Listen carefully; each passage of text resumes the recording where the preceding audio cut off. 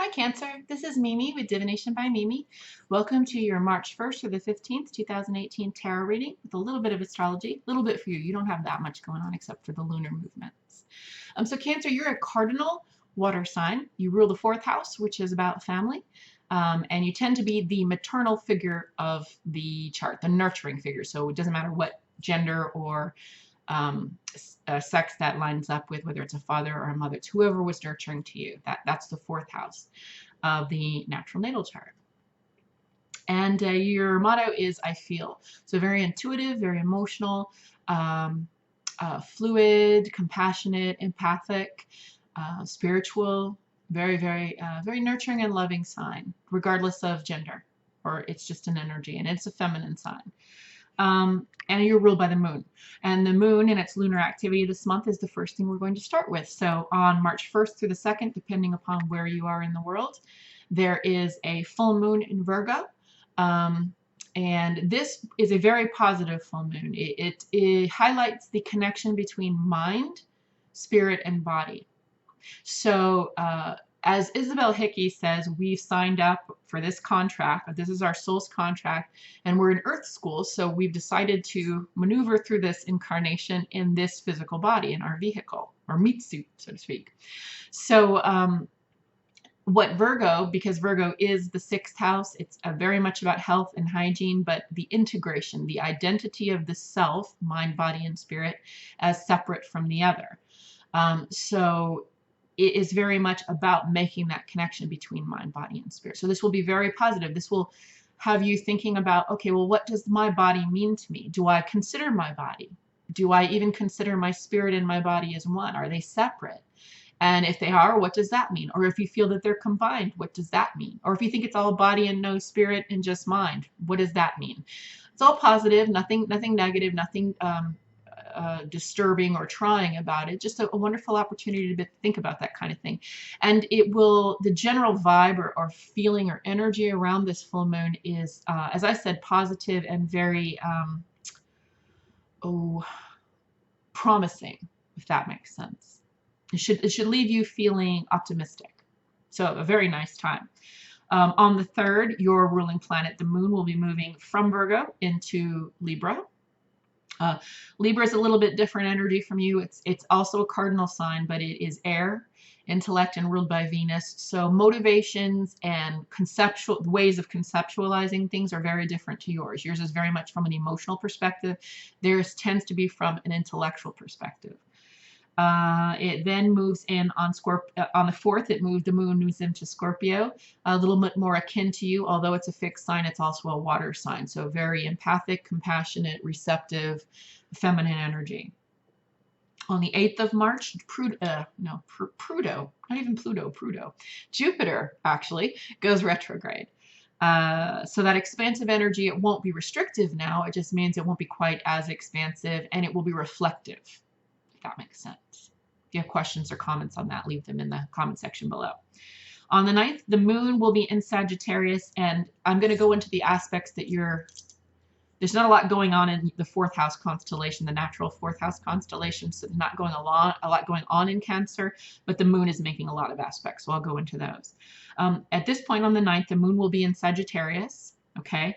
And it will be squaring or making a difficult aspect or having a kind of rough conversation with Chiron and Pisces. So Chiron, the archetype of Chiron is the wounded healer. And the archetype of Sagittarius is the archer. That's the half man, half horse who's galloping with an arrow. He's movement and he's fire, masculine energy. So the moon, emotions, right? Your ruling planet, intuition, the subconscious, in this sign is expansive, but it's squaring off with a slightly depressive energy of Chiron and Pisces. Pisces, ruled by Neptune, can be very dreamy. Pisces is the 12th house. It's the opposite of Virgo, so it's about disintegration. So it can be kind of non-tangible, almost spacey, if that makes sense.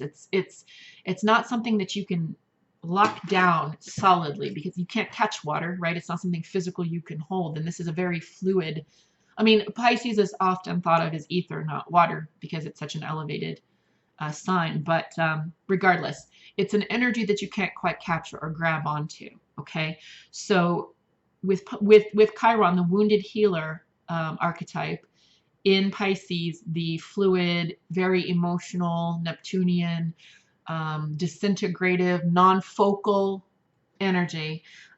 When it makes a square with the moon in Sagittarius, moon would have been very directed and expansive at that time.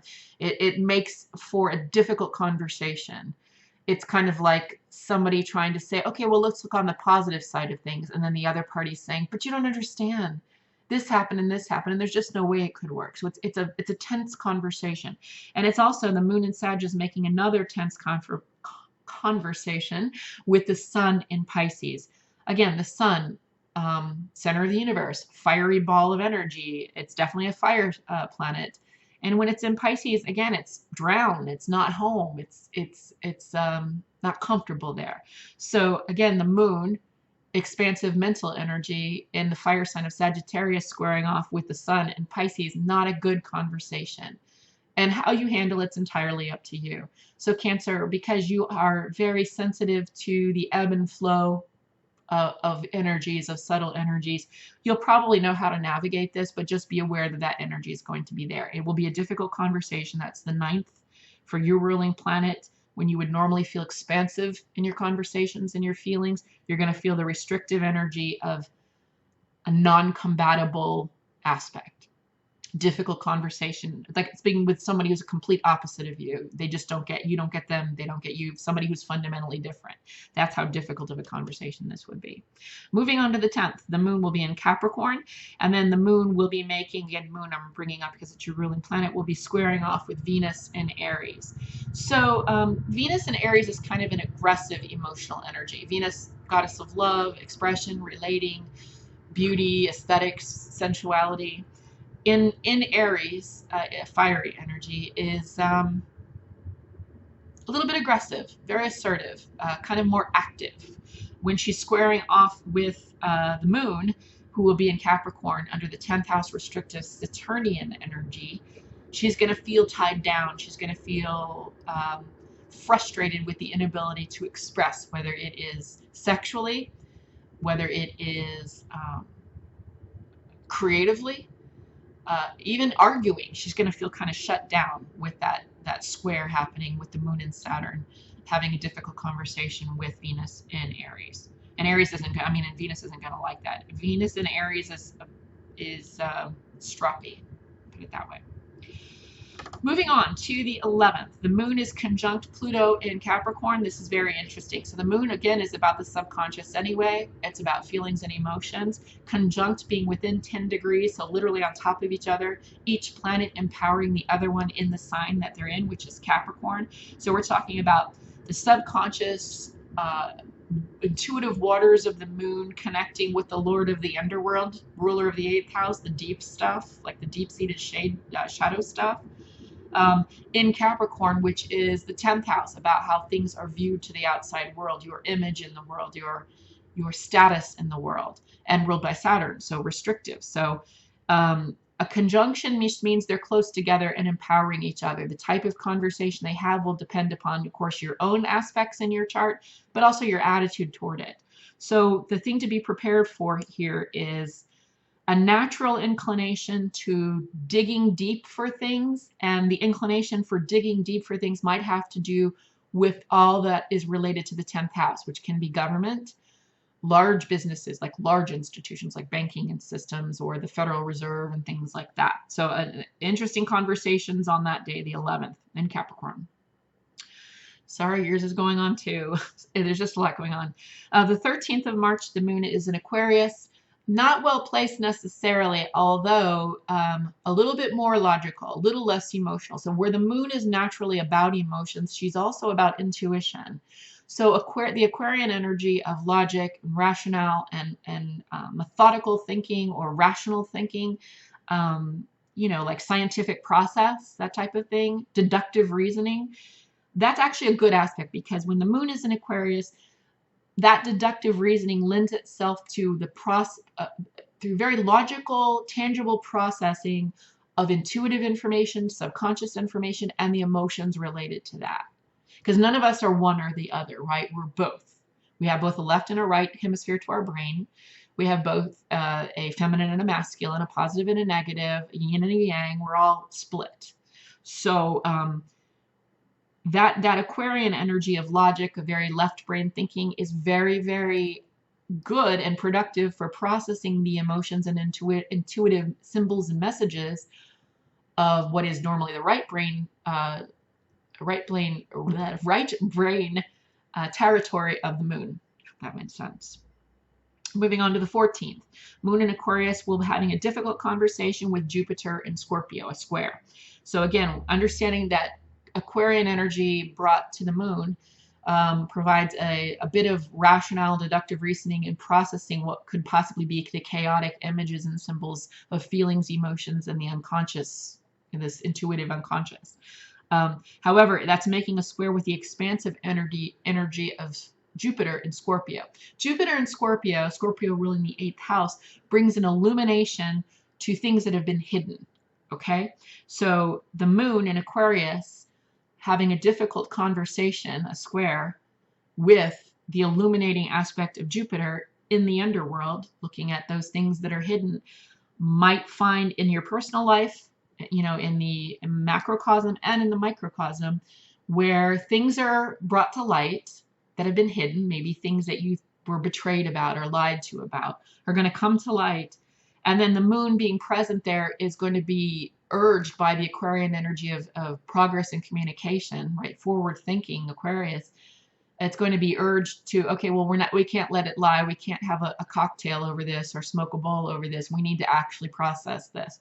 So comfortable or not, we're going to have this unpleasant conversation. That could be on the world stage too. I mean, we might finally see Trump's tax returns. Who knows? But it is the bringing up of something that's been hidden, bringing it to light, and then this difficult conversation that has to happen about the emotional and intuitive response in Aquarius using deductive reasoning. God, I hope that made sense. Leave a message or a question if you have. And then lastly, the moon moves into Pisces, very at home in Pisces amongst all that fluidity and borderlessness, disintegration. It's very at home there. And on that particular day, you in particular, the 15th of March, might be feeling extremely intuitive, extremely psychic, extremely creative. So you're already creative and psychic as it is. The 15th, it might be very highlighted as the moon moves into Pisces. All right. I think that's all I got in the way. Oh my gosh, that's 12 minutes on that. That's all that I have. And yours was supposed to be shorter, right? That's all that I have for the astrology Cancer. Let's get into the tarot reading. I am using the Gilded Tarot deck. I think his name is Ciro Marchetti or Marcelli. He designed the deck, and it's based on the Rider-Waite-Smith system. This is a 4-card pull, and it is based on the something going on in your life. So something you're experiencing right now, something you are fearing, something that's on your mind, something that you're hoping for, something that you're possibly reminiscing about. But something that is your focus is on right now. Okay, it could be a number of things, but this will kind of capture the general energy around it. The first card will be that thing. Second card is a positive aspect to that. Third card is a negative aspect to that. And then the final card is overall advice from Spirit. And I've got the archetype cards for clarification if needed. They're loosely based on Jungian archetypes. So this is for Cancer. March 1st through the 15th, 2018. Moon baby, moon ruled Cancer, cardinal sign, ruler of the 4th house, water, intuitive. The mother or maternal type figure of the zodiac sign. What does Cancer need to know for March 1st through 15th, 2018? Holy Hecate. Cosmic Soul. What does Cancer need to know for March 1st through the 15th, 2018, to our moon babies, Cancer, cardinal ruler of the 4th house, ruled by the moon, What does Cancer need to know for Mark? Thank you. So you have the Three of Wands in reverse. It seems as though you've put something out into the universe and you're not getting the results back, or you're waiting for them still. Positive aspect of this is a decision's been made. Negative aspect of this is the Libra card in reverse, which is kind of like saying the decision hasn't been made. Libra, one of the lower octaves of Libra is because they balance everything so much, is that they can't seem to make a decision sometimes. So that's interesting. So the negative aspect is Libra on the low octave. This is the Queen of Swords. The queens are cardinal signs in the minor arcana, and this is swords, which is air, which would make it Libra, a cardinal sign. The low octave is the low octave of Venus. So this could be that this has something to do with something smothering. Are you smothering whatever this situation is? And what I mean by that is, are you focusing on it to the point of detriment to you and to whatever the focal point is, the person or the situation or the goal? Are you smothering it with your energy? Or it could be the low octave of Venus would be a sex drive, something sensual to the point, but it's the low octave of sensuality. It's using sensuality as a form of a power exchange. Okay, I mean, unless you sign on for that in advance and that's your gig, that's totally cool. But if both parties aren't invited to that party and understand that, then a power exchange, as it has to do with sensuality or sexuality or sex appeal or love or emotions, that's not a cool thing. So that could have something to do with it. Now, the decision that needs to be made might be yours. This could be about a relationship that you've invested in and you're not getting the return on your investment. And the negative aspect is the low octave of a Libra energy, so you could be seeing Libra. Cancer very much is about relating. Fourth house is about relating. Usually it's about the nuclear family, but it can manifest itself in anything, however you perceive family to be. So that could mean a partnership, however that manifests itself, but usually romantically. And that's what it kind of feels like here, like you have given to the situation. Three of Wands is usually this party, a gentleman who has, he sent his ships out, right? He's invested. He sent his ships out and he is waiting for the return on that investment that he's made. And with this, it's delayed. So it's in reverse. And it seems like your investment in this, you've put out there what you can. Okay. The positive aspect is you've made a decision. Okay. The negative aspect is the low octave of Libra, so it could be a Libra that you're dealing with or someone who is displaying the low octave Libra attributes, which can be indecisiveness, flirtation in that same vein. In other words, acting as if you're single just because you're not willing to make up your mind that you don't want to be single.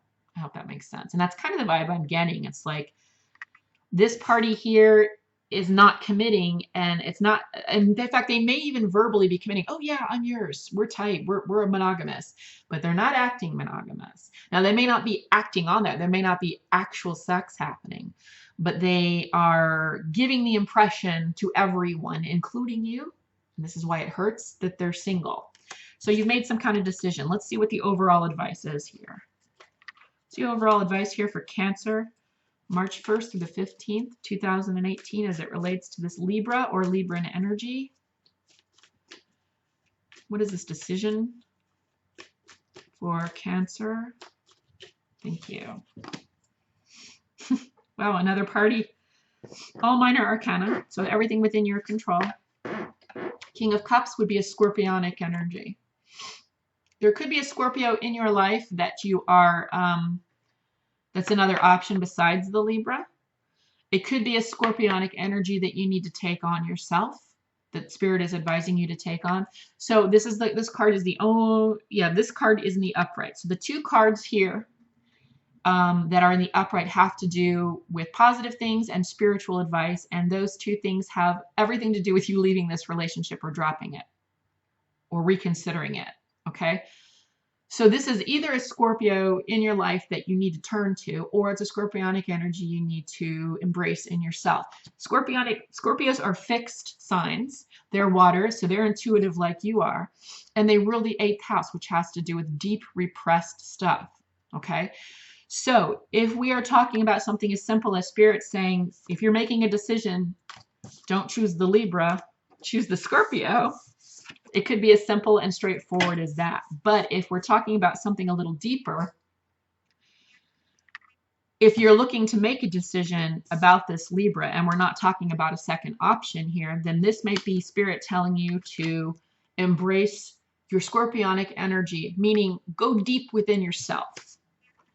Go deep into, why are you choosing assholes like this? Men or women or those undeclared that they say they want to be in a relationship. They tell you, they say on paper that they're good, but in fact they act to you and everyone else like they're single because they don't want to make up their mind. Not your problem. Either you're in or you're out. And Cancer likes the stability of relationship. They for the most part they like the relationship, a coupling. Right? This party seems to be wanting to couple with everyone. And I'm not having a go at all Libras here. Please don't misunderstand me. This particular Libra, the low octave, because you did get it in reverse. Okay? So you put in all you can to this party who's not willing to make up their mind about whether they want to be single or not.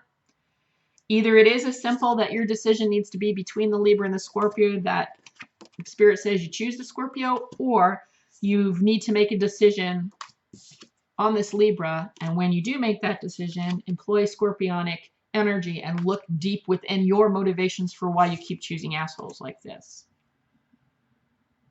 or why you're attracting this to yourself. What is it in your beliefs about love and your beliefs about yourself and your self-worth and what you deserve is causing you to pull someone like this in? Because this kind of flippy floppy kind of energy is definitely not something you're cool with. Either you're in or you're out. If that makes sense. And I think you've been patient long enough, quite honestly. I think Spirit's saying you've been patient too. And if it's as easy as picking the Scorpio, it looks like you need to pick Scorpio. Okay, Cancer, I hope that helped. If you have questions or comments, leave them in the comments section below. If you'd like to book a personal reading, please do so by emailing me at mememes@hotmail.com. You will find that email address in the description box below the video.